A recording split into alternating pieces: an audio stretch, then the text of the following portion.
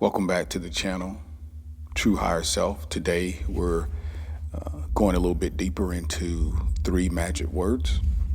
We're going to embark on a 30-day challenge, and I'm going to beseech each of you to take this seriously and consider the impact that this could make on your life and the impact it could make on your entire being. It seems easy for us to have faith in negative or bad things because we've built up habits, quite honestly, of negative thinking. These habits of negative thinking are as difficult to break as any habit which is long seated, some of us over many, many years.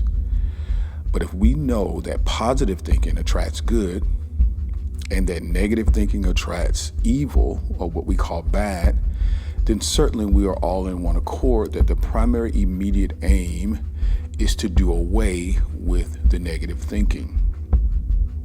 In other words, let's break the habit. It's no more difficult to break than any other habit. And once it's broken, you need never bother you again, for you will then know its pitfalls and you will not be tempted. But what is the bad habit? It's often a very fantastic thing to observe someone who temporarily has the premise that positive thinking can change his or her life. And then they discard this transcendent truth as unworkable after a short trial. He or she may, for instance, decide today, after altering his or her thinking and their approach to life, you may actually change their outlook and their attitudes even considerably for a period of a week or even a month. And if at the end of that time, however, they've not been witness to a miracle, they too often, raise their hands in frustration and despair and shout, "It doesn't work," and falls immediately into the former habits of thinking. A lifetime of negative thinking will not be undone in a week. Don't for a moment fall into the trap of thinking that unless results are immediate, that you're on the wrong track. You're not. It's a case of faith or fear. And fear is only the negative use of faith. No matter how you choose to think, you are calling into existence those very things that you believe in. The choice is simple then. Which do you believe? The wanted or the unwanted? The good or the evil? There is in this life no alternatives to faith other than fear and evil. No sane person understanding this will dally around with this choice. But how? How do we undo this habit? That, of course, is the question. The obstacle, the problem. How do we undo it? A bad habit seldom yields to a half-hearted measure, and negative thinking is certainly the most persistent and destructive habit ever assimilated into the mind and the nature of mankind. To get at it, this fellow requires measures as sure and aesthetic as a surgeon's knife. And thus, we're going to offer this particular tool. How do we break the mental habit? Let's say, for example, a doctor discovers that your body isn't receiving the proper nutrition. He'll put you on a diet. What will his reasoning be? Well, it will be simple. He's discovered that certain elements and vitamins and minerals are lacking in the chemical composition of your body. Therefore, he'll restore those to their proper balance by having you eat certain foods that contain them in abundance. In any event, he asks you to exercise a conscious choice in the foods that you will eat, selecting some and, of course, rejecting others. This is just a procedure confined entirely to the mind and spirit, which we shall ask you to adopt for the next 30 days. In other words, you will be on a 30-day mental diet. Here's how it works. For 30 days, for 1 month, you are not to accept any negative thought or dwell on a single negative premise. This does not mean that such thoughts or ideas will not occur to you. They commonly will occur. As a matter of fact, they will probably come more frequently now that you're on the 30-day mental diet.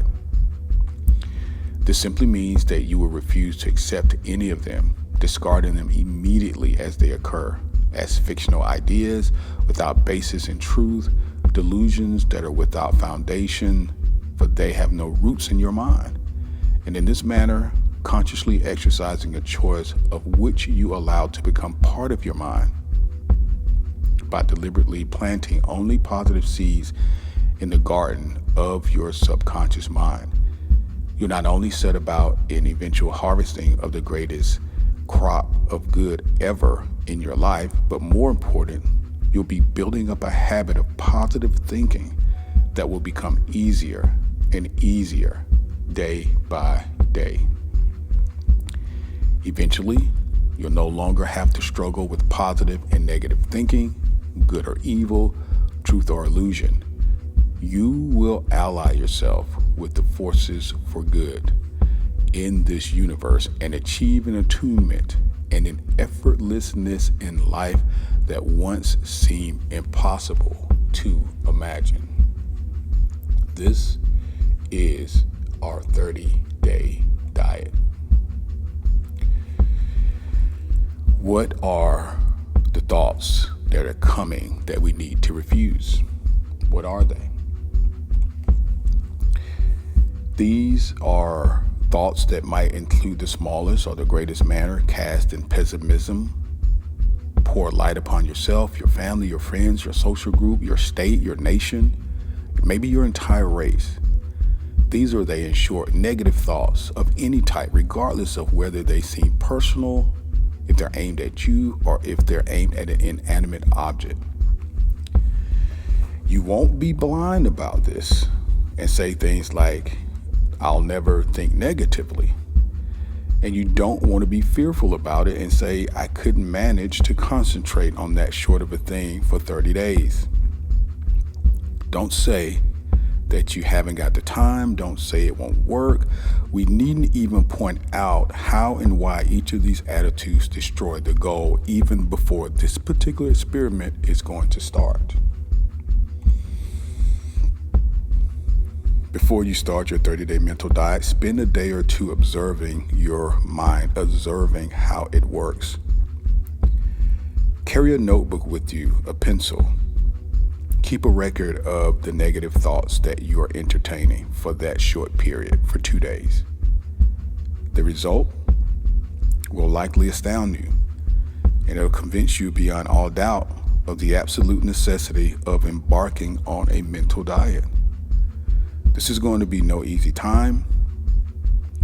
Discarding every mental thought for a period of 30 days, but it is something you absolutely must do. Until you become master of your thinking, you will never become master of your fate.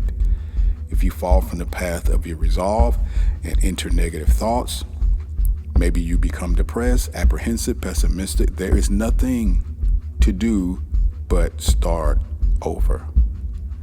You must negotiate these 30 days of positive thinking without any serious intrusion of negative thought. It is exceptionally important that you do this thing. Let nothing stand in your way. During this period of your mental diet, you'll be helped by understanding exactly what it is that you're doing. What are you doing? You are training your mind to obey you rather than you to obey it. You're training yourself to think more of less and less of more. In other words, you are developing the habit of concentration as well as the habit of positive thinking. The question, do we think? Well, as human beings, we've tricked ourselves into believing that we do think. In other words, we believe that we make thoughts. It is a peculiar and particular thing that we think that we believe this, since no one has ever been able to say whence a thought comes and from what it is made of. But nevertheless, the mind of man holds thoughts. If you carefully analyze the process of thought, you'll find that it is not you who thinks at all, but it's rather you who observes thoughts, that they fit across and flit across your consciousness. Stated a little differently, it is as if the real you occupied a still and guarded position in the very recesses of your being, from which you are observing a purely mental world that consists entirely of thoughts. These thoughts parade across your consciousness in a never-ending stream, following one upon the other, uncessantly. Some you select and add to you, others you reject, and you send them on their way. But the plain and irrevocable fact is that it is not you who sets the stream of thoughts in motion. If you doubt this, try to stop it. Try now to stop these streams of thoughts. You'll find that all your efforts cannot stop your thinking, for the essence of being is observation, contemplation, and choice. And though you may slow this stream of thoughts at a very great deal and examine each thought presented to you even with much more care, still they come. These thoughts from out of nowhere, exhibiting themselves before your consciousness, demanding of you that you establish a position and accept some while rejecting others. The truth is, we choose our thoughts. We are today living testimonies to the choices we've made from the thoughts that have streamed through our minds. We are literally products of the thoughts that we've chosen to accept. We are what we believe we are. That only, nothing more and nothing less. So it is that the mental diet upon which we are about to embark is so important. We've assured the indwelling self that it can be anything it accepts and has faith in, and we are now about to develop it in the habit of choosing only those thoughts and only those ideas that will constructively add good unto it. We are going to teach ourselves, we're in the midst of teaching ourselves to accept only positive and only good. We're teaching ourselves to reject evil or bad. We are deliberately compelling ourselves to accept all love, all kindness, all hope, all joy, all expansion, all abundance, all health, all vigor. We are deliberately and consciously compelling ourselves to reject all suffering, all sorrow, all depression, all inferiority, all aches, and all pains. We are saying nothing is true but the great and the good and the beautiful. Only these will add unto ourselves. For 30 days, we stand guarded while these habits form. Therefore, though we may relax a little, we will not let go our sentinel. For we know that we are only what we accept from the thoughts that come to us, and more than ever, the wisdom of Jesus is brought home. Quote, as you believe, so shall it be done unto you. St. Augustine wrote, I, Lord, went wandering like a strayed sheep, seeking thee with anxious reasoning without, whilst thou wast within me. I went round the streets and squares of the city seeking thee, and I found thee not, because in vain I sought without for him who was within myself. So now we embark upon our 30-day journey. Let's start our first 2 days with our notebook and begin to identify and log any negative thoughts that may come, just so that we are aware of what we're doing. And for 30 days, let's shut out all negative, all depressing, all anxiety, anything that's going to bring a low vibration or a negative connotation.